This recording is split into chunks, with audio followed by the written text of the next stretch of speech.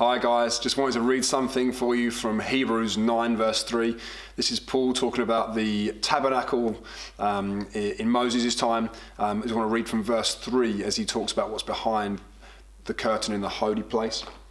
Behind the second curtain was a room called the Most Holy Place, which had the golden altar of incense and the gold-covered ark of the covenant.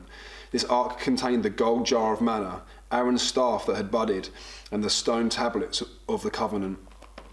And I think it's really interesting that the Ark of the Covenant is also called the Ark of the Testimony. There's something really powerful about that.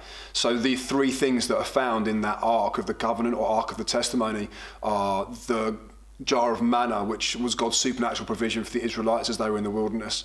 It was Aaron's staff that had budded away from the tree, away from any connection to life. It had budded by itself. And then the stone tablets on which the Ten Commandments were written.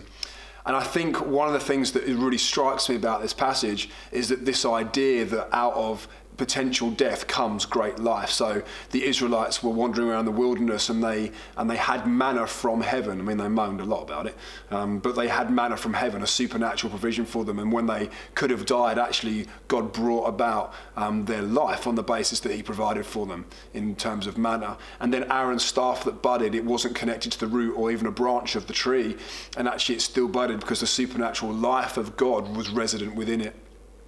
And then the third thing is the stone tablets, which had the Ten Commandments written on them.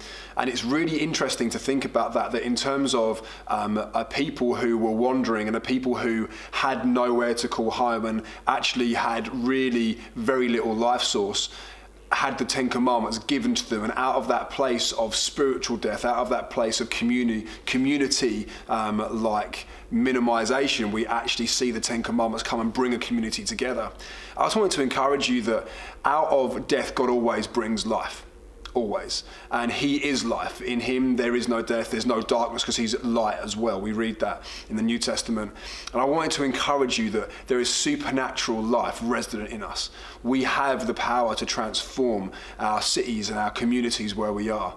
And actually our testimony is the life that God has given us. And we remember the things that when things look bleak or things didn't seem to be going well, the testimonies that came out of those things as God's faithfulness triumphed and transformed our lives.